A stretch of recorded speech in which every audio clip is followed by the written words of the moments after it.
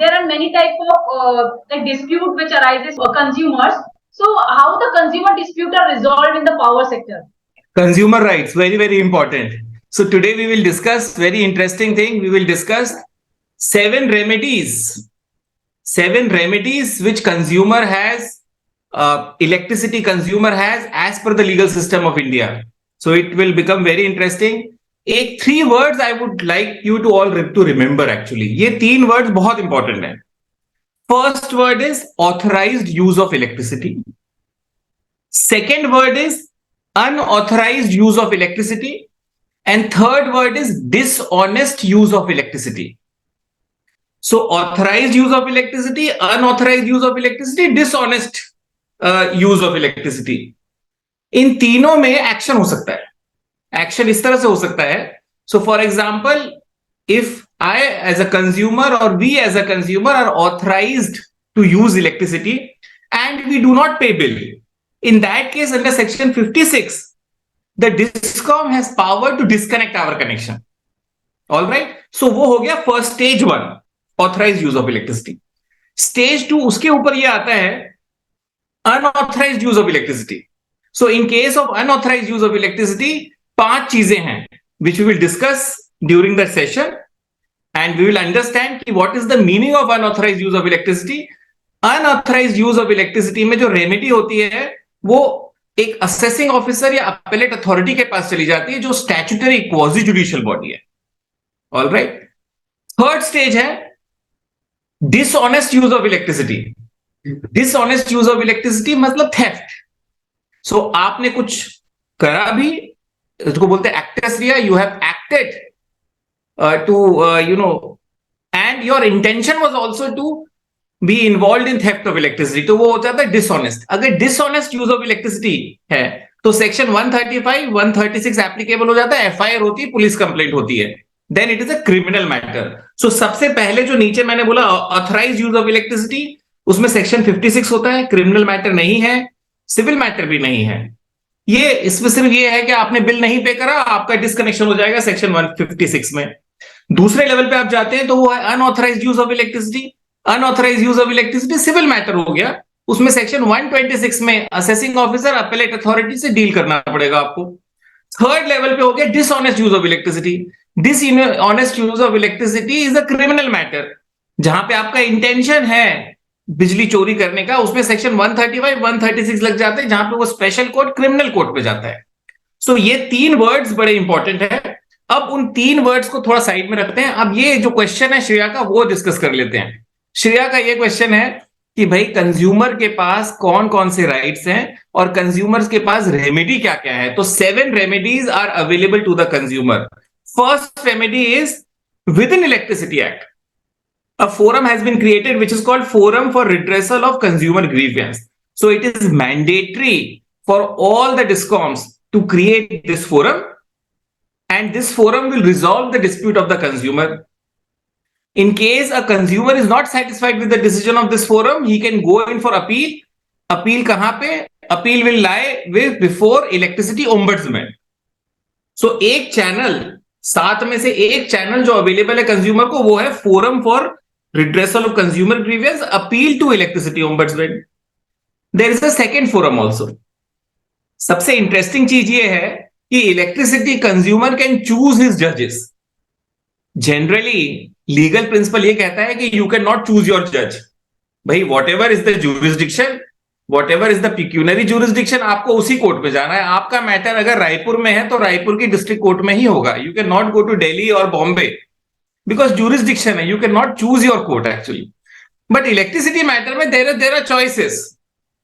So first choice तो मैंने बता दी इलेक्ट्रिसिटी ओम्बड्समैन की. Second choice है Consumer Protection Act. So Electricity Act itself says that Consumer Protection Act is fully applicable, whatever may be written in the Electricity Act.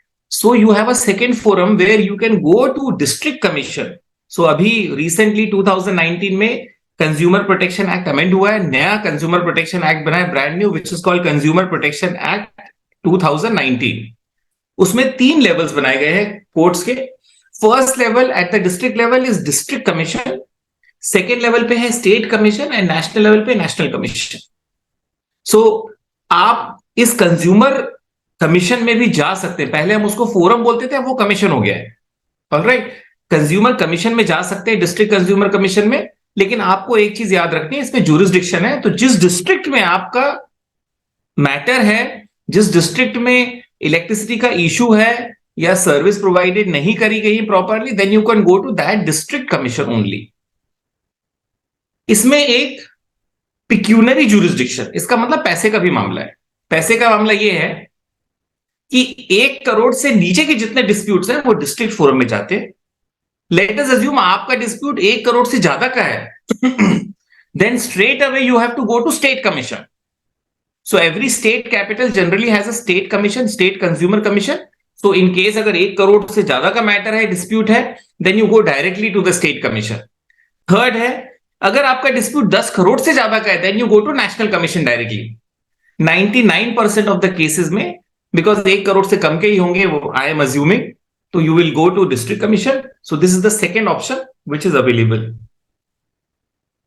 अब इसमें एक छोटा सा चैलेंज है। छोटा सा चैलेंज ये है कि अगर ई मोबिलिटी के या चार्ज पॉइंट ऑपरेटर का कोई इशू है, then where does he go? In case of a issue with charge point operator, he will go to electricity ombudsman अगर इशू है, because he is a prosumer now. All the prosumers can go to forum for redressal of grievance of consumer and appeal to electricity ombudsman. इसमें एक और challenge है। Challenge ये है consumer की definition में। सो कंज्यूमर की डेफिनेशन जो कंज्यूमर प्रोटेक्शन एक्ट में है और इलेक्ट्रिसिटी एक्ट में, वो डिफरेंट है। इलेक्ट्रिसिटी एक्ट में whoever consumes electricity he is a consumer, but consumer protection act में जो कंज्यूमर है वो जनरली इंडिविजुअल है। इंडस्ट्रियल यूनिट और a commercial unit using electricity for commercial purpose can not go to consumer forum. So generally domestic और agriculture और किसी की शॉप है, professional, he can go to consumer forum. So you have to remember, if there is a industrial unit, you have to advise कि भाई please go to your rights and remedy are limited, आप इसमें जाइए। सो ये दो हमने option बता दीजिए। थर्ड ऑप्शन एक और है। थर्ड ऑप्शन सबके लिए है और वो है परमानेंट लोक अदालत for public utility. So under the legal services authorities act 1987 एक इंस्टीट्यूशन बनाया गया। वो इंस्टीट्यूशन ये था for quick remedy and quick redressal of disposal of the matters. एक डिस्कॉम का बंदा आएगा और जो कंज्यूमर है जिसके अगेंस्ट कोई भी मैटर है वो आएगा और वो अपनी ग्रीवेंस डिस्कस होंगी and consent decision, a retired district court जज will become presiding officer of the permanent lok adalat and you can decide the matter through negotiation. It is called consent decision. In case of consent decision there is no appeal. बाकी दो remedies जो हमने बोली थी electricity ombudsman में और consumer commission में, there was appeal actually.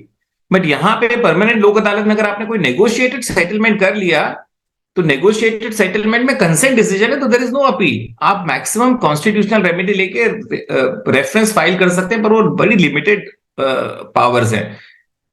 Act clearly says that there is no appeal from this. So when you do consent decision you have to be careful. Fourth, in case of a new connection, whether it is industrial unit, whether it is a commercial unit, whether it is a domestic or agriculture और traction के लिए electricity चाहिए, अगर new connection के लिए apply करा है and there is a delay in new connection, then there are certain rights for new connection. और वो राइट्स जो अराइज होते हैं वो यूनिवर्सल सप्लाई ऑब्लिगेशन से होते हैं। So all the discoms have a universal supply obligation. उस यूनिवर्सल सप्लाई ऑब्लिगेशन को इनकॉर्पोरेट करा गया सेक्शन 43 में, जहां पे in case you have applied for a new connection and that new connection is not being given to you for any reasons, you can directly go to the adjudicating officer. Adjudicating officer कौन है? He is one member of the state commission, not CERC. State Electricity Regulatory Commission का जो एक member है, he will be designated as the adjudicating officer and you can approach that adjudicating officer and ensure that you get the new connection. Universal supply obligation. Fifth, in case of electrocution matter, सो अगर किसी की death हो जाती है because of electrocution, वो right to life का matter हो जाता है, and right to life is a human rights violation. So in case somebody dies because of electrocution, he can directly go to the Human Rights Commission. So National Human Rights Commission or State Human Rights Commission, and he can get interim compensation. His or her civil remedies remain. वो interim compensation ले करके फिर civil remedy अपनी pursue कर सकता है, और वो adjust हो जाएगा फिर civil remedy के साथ. तो फिफ्थ ये है. सिक्स्थ जो है, सीपीसी में आप suit for declaration of and injunction भी फाइल कर सकते हैं. Nobody is stopping. The Electricity Act is not stopping you from doing that. Sixth remedy. Seventh remedy is arbitration.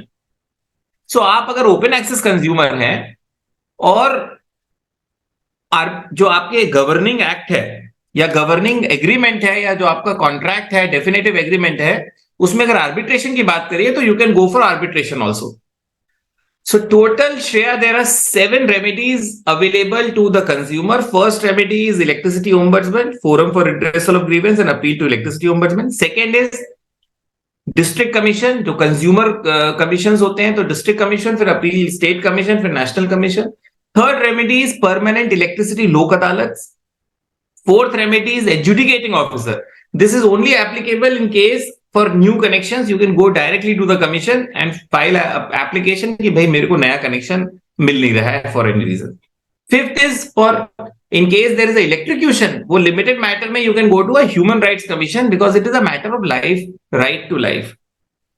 Sixth remedy is suit for declaration, जो आप सीधे CPC के under में जो सिविल प्रोसीजर चलता है वैसा चलेगा. And seventh is arbitration. So in case your governing agreement provides for arbitration, you can go in for arbitration. So these are the 7 remedies available to a consumer